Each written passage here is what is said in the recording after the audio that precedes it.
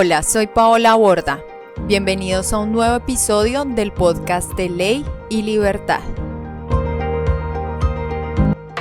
En esta ocasión se examinarán los casos número 14 y número 15 que hacen parte de la serie Derechos y Libertades Fundamentales en la Jurisprudencia del Tribunal Europeo de Derechos Humanos. Por un lado, Observer y Guardian contra Reino Unido y por otro Sunday Times también contra Reino Unido.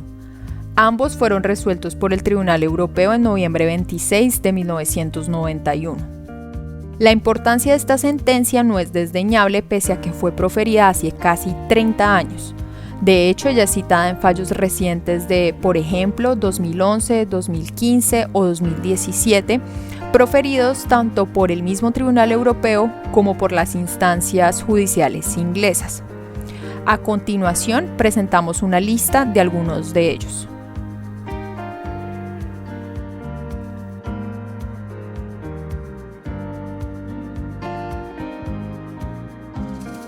Si a usted le interesa conocer nuestra bibliografía y referencias para hacer citaciones, le recomendamos consultar la versión escrita de esta investigación. Usted puede tener acceso a ella ingresando a www.paolaborda.com.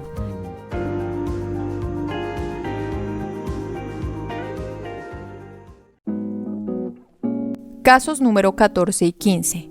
Observer y Guardian contra Reino Unido.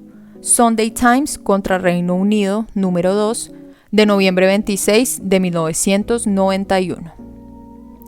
El tema en esta ocasión fue la libertad de expresión. Las normas aplicadas a los casos fueron los artículos 10 y 14 del Convenio Europeo de Derechos Humanos, que disponen lo siguiente. Abro comillas. Artículo 10. Libertad de expresión. 1. Toda persona tiene derecho a la libertad de expresión. Este derecho comprende la libertad de opinión y la libertad de recibir o de comunicar informaciones o ideas sin que pueda haber injerencia de autoridades públicas y sin consideración de fronteras. El presente artículo no impide que los estados sometan a las empresas de radiodifusión, de cinematografía o de televisión a un régimen de autorización previa. 2. El ejercicio de estas libertades, que entrañan deberes y responsabilidades, podrá ser sometido a ciertas formalidades, condiciones, restricciones o sanciones previstas por la ley que constituyan medidas necesarias en una sociedad democrática para la seguridad nacional, la integridad territorial o la seguridad pública, la defensa del orden y la prevención del delito, la protección de la salud o de la moral, la protección de la reputación o de los derechos ajenos, para impedir la divulgación de informaciones confidenciales o para garantizar la autoridad y la imparcialidad del Poder Judicial. Cierro comillas. Por otra parte, el artículo 14 del Convenio Europeo prevé lo siguiente. Abro comillas, artículo 14, prohibición de discriminación. El goce de los derechos y libertades reconocidos en el presente convenio ha de ser asegurado sin distinción alguna, especialmente por razones de sexo, raza, color, lengua, religión, opiniones políticas u otras, origen nacional o social, pertenencia a una minoría nacional, fortuna, nacimiento o cualquier otra situación. Cierro comillas. Ahora bien, otra norma relacionada con el caso fue el artículo 13 del Convenio Europeo, que dispone lo siguiente. Abro comillas. Derecho a un recurso efectivo. Toda persona cuyos derechos y libertades reconocidos en el presente convenio hayan sido violados tiene derecho a la concesión de un recurso efectivo ante una instancia nacional, incluso cuando la violación haya sido cometida por personas que actúen en el ejercicio de sus funciones oficiales. Cierro comillas. Dicho lo anterior, los hechos de los casos en concreto fueron los siguientes. The Sunday Times, The Guardian y The Observer, periódicos que circulan en el Reino Unido y en Irlanda, reprocharon a las autoridades judiciales inglesas haber violado la libertad de expresión, la prohibición de discriminación y el derecho a un recurso efectivo por haberles impuesto prohibiciones para publicar extractos del libro titulado Spycatcher e información relacionada con su autor, el exagente senior del Servicio de Inteligencia del Reino Unido, Peter Wright. Ahora bien, en este punto resulta importante mencionar varios hechos que deben conocerse antes de examinar a fondo esta sentencia del Tribunal Europeo. Por lo tanto, revisemos algunos antecedentes. El libro Spycatcher relata la experiencia de Peter Wright trabajando como agente senior en el M15 durante los años 1955 a 1976. Sin embargo, en él se hacen revelaciones delicadas sobre este servicio de inteligencia. Entre otras, que el M15 había adelantado actividades presuntamente ilegales para desestabilizar al gobierno laborista que detentó el poder en el Reino Unido entre 1974 y 1979, que había robado y puesto micrófonos en las embajadas de países aliados y hostiles, que había ideado y operado otras actividades ilegales y secretas en el país y en el extranjero, y que Roger Hollis, quien dirigió al autor del libro hasta el final de su carrera como agente, era en realidad un espía soviético. Gran parte de esta información se había hecho pública con anterioridad en diferentes foros y entrevistas en donde había participado Wright, el autor, quien después de jubilarse vivía en Australia y planeaba empezar en ese país la publicación de su libro. No obstante, en 1985 el fiscal general de Inglaterra y Gales intentó prevenir la publicación de Spycatcher mediante la instauración de una demanda ante las cortes australianas. A juicio del fiscal, el libro contenía secretos de Estado. Por lo tanto, la divulgación de estos por parte de Wright implicaba una violación al deber de discreción que le imponía su trabajo. Durante el transcurso de este proceso judicial en Australia, los periódicos The Observer y The Guardian revelaron en el Reino Unido algunos apartados del libro. Además, en 1987 publicaron varios artículos manifestando su apoyo a la realización de una investigación independiente sobre las actuaciones del M15, exponiendo información adicional otorgada por fuentes confidenciales. Dado esto, el fiscal general presentó una demanda ante la División de Cancillería del Tribunal Superior de Justicia de Inglaterra y Gales, ubicada en Londres, contra The Observer, The Guardian, sus propietarios y sus jefes de redacción por incumplimiento del deber de discreción. El fiscal solicitó que se les prohibiese permanentemente publicar cualquier información relacionada con Spycatcher. Señaló que la información contenida allí era de tal grado de confidencialidad que, si se llegaba a revelar, se producirían daños incalculables tanto al M15 como a sus agentes y otras personas implicadas. También se socavaría la confianza de los países aliados, de otras organizaciones y personas en los servicios de seguridad. Por último, se crearía un precedente que incitaría a los demás agentes del M15 a tratar de publicar información similar.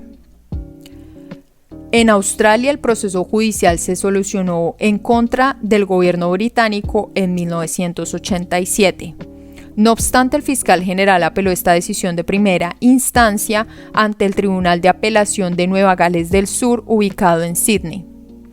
Este llevó a cabo una audiencia ese mismo año, pero no emitió una sentencia. No obstante, prohibió a los demandados publicar más sobre el libro hasta que se resolviese ese recurso. Mientras tanto, el libro se publicó en Estados Unidos en julio de 1987. Y aquí tener en cuenta este dato porque va a ser muy importante en el proceso judicial que se llevó a cabo posteriormente ante el Tribunal Europeo. Ante ello, el Sunday Times compró a la editorial estadounidense de Peter Wright los derechos para poder publicar en la prensa británica algunos apartados del manuscrito del libro. Esto último con el objetivo de evitar prohibiciones producto de medidas cautelares. Sin embargo, el fiscal general del Reino Unido volvió a demandar a el Sunday Times por desacatar la orden del tribunal australiano de no publicar más al respecto hasta que se resolviese el recurso de apelación. A finales de 1987, el Tribunal de Apelación rechazó el recurso del fiscal general.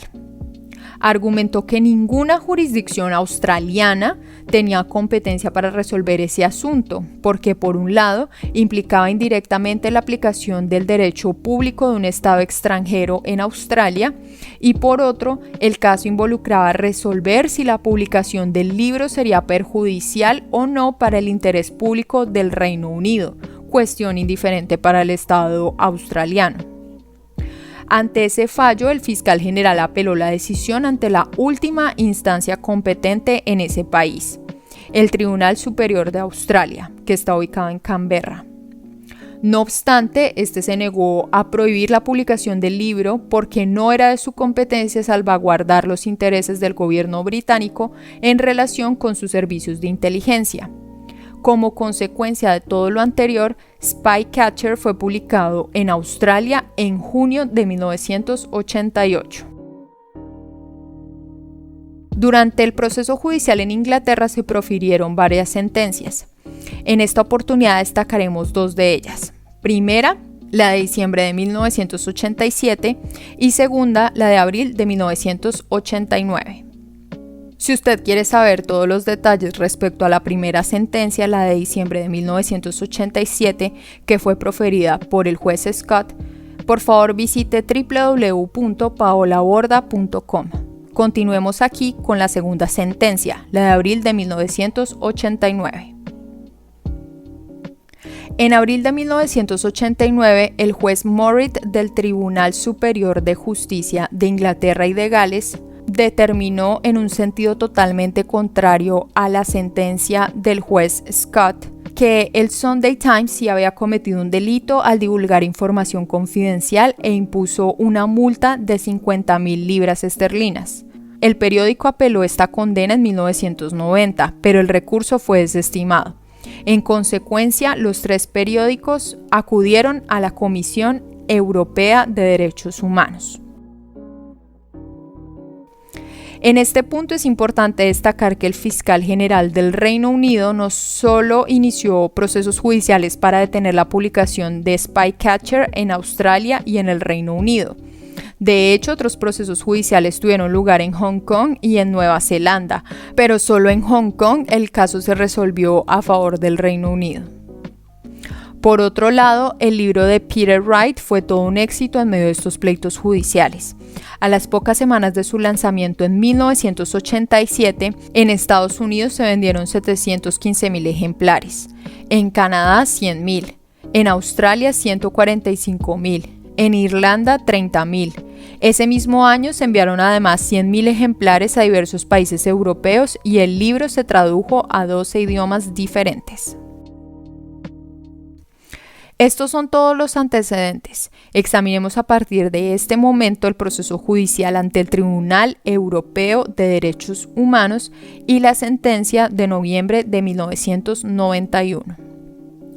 Existe un aspecto muy interesante de estos dos casos que merita ser destacado antes de examinar el proceso judicial. Pese a que en el Reino Unido no incorporó a su derecho interno el Convenio Europeo de Derechos Humanos, él firmó una declaración de aceptación de la jurisdicción obligatoria. En virtud de ella, reconoció como imperativa y de pleno derecho la jurisdicción del Tribunal Europeo, conforme a lo dispuesto por el artículo 46 del convenio, que establece lo siguiente: los Estados se comprometen a acatar las sentencias definitivas del tribunal en los litigios en que sean partes. Mencionado lo anterior, examinemos qué ocurrió en esta instancia. The Observer, The Guardian y sus jefes de redacción, que en la práctica fueron 5 personas naturales, demandaron al Reino Unido ante la Comisión Europea en enero de 1988. Manifestaron que el Estado no había respetado lo dispuesto por el Convenio Europeo en los artículos 10 sobre la libertad de expresión, 13 sobre el derecho a un recurso efectivo y 14 sobre la prohibición de discriminación. El Sunday Times, por su parte, también interpuso una demanda ante la Comisión Europea expresando los mismos argumentos.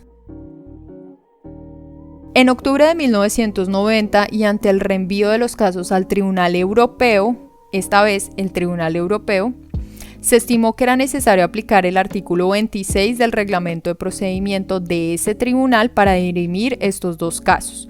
Como consecuencia se conformó una sala de 7 jueces, sin embargo, ella se disolvió posteriormente. Los dos asuntos fueron entonces estudiados por el Tribunal Europeo constituido en asamblea plenaria en virtud de su importancia. El Tribunal Europeo en pleno consideró lo siguiente frente a las 3 normas invocadas. Primero, sobre la violación del artículo 10 del Convenio Europeo relativo a la libertad de expresión. La prensa es el perro guardián de la democracia. Según el Tribunal Europeo, la libertad de expresión constituye uno de los fundamentos esenciales de una sociedad democrática. Ella es válido tanto para las informaciones o ideas inofensivas o indiferentes, como para las ofensivas o preocupantes. No obstante, el tribunal evocó en esta sentencia que el artículo 10 del convenio establece excepciones en su numeral 2 que implican una interpretación y un marco específicos de la libertad de expresión. Recordémoslos a continuación. Abro comillas, artículo 10, libertad de expresión, numeral 2. El ejercicio de estas libertades que entrañan deberes y responsabilidades podrá ser sometido a ciertas formalidades, condiciones, restricciones o sanciones previstas por la ley que constituyan medidas necesarias en una sociedad democrática para la seguridad nacional, la integridad territorial o la seguridad pública, para impedir la divulgación de informaciones confidenciales o para garantizar la autoridad y la imparcialidad del Poder Judicial.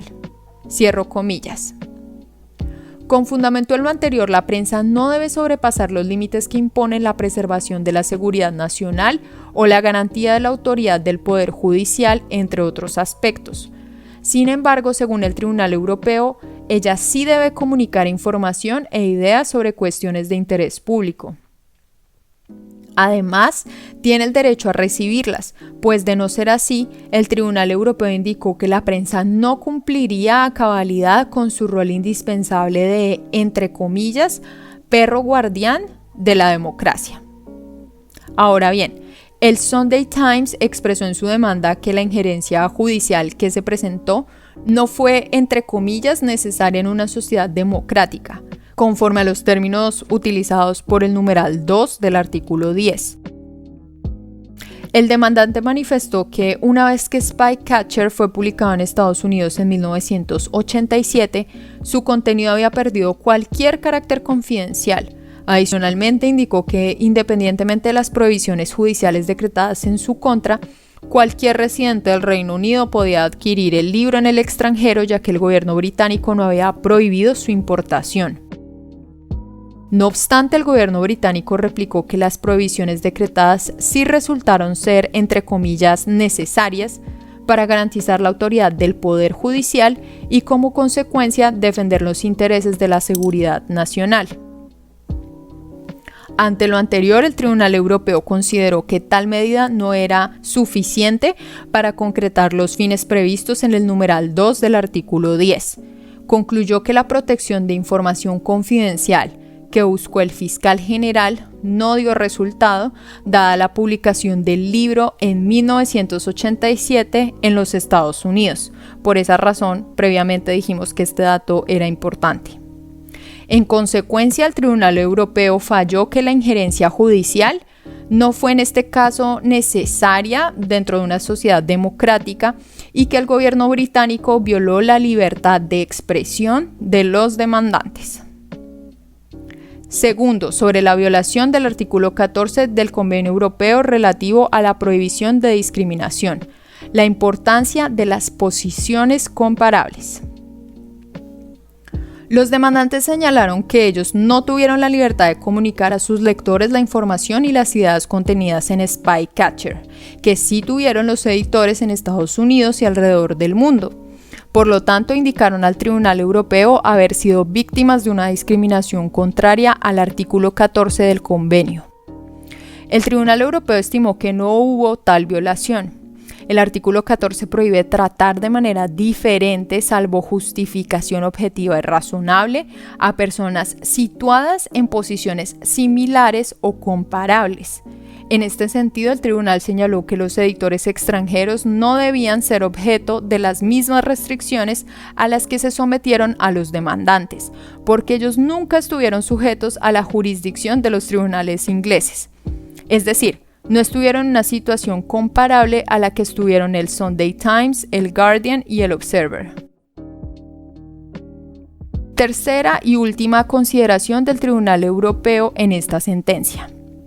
Sobre la violación del artículo 13 del Convenio Europeo relativo al derecho a un recurso efectivo, una garantía con límites y una interpretación específica. Los demandantes invocaron, por último, el artículo 13 para afirmar que en el Reino Unido no disponían de un recurso efectivo para la protección de sus derechos. En efecto, los artículos 10 y 14 del Convenio Europeo no estaban integrados al derecho nacional, y este a su turno no preveía normas equivalentes que protegiesen los mismos intereses. Sin embargo, el Tribunal Europeo determinó que no hubo violación del artículo 13. Consideró que la garantía prevista por esta norma no tiene como fin establecer que la eficacia de un recurso judicial depende de la certeza de un resultado favorable. Adicionalmente, concluyó que el derecho a la concesión de un recurso efectivo no es una garantía para atacar ante una instancia nacional las leyes de un Estado miembro de la Unión Europea que sean contrarias al convenio. Por último, recordó la sentencia James y otros de febrero 21 de 1986 para indicar que no existe una obligación de incorporar la Convención Europea a los sistemas jurídicos nacionales.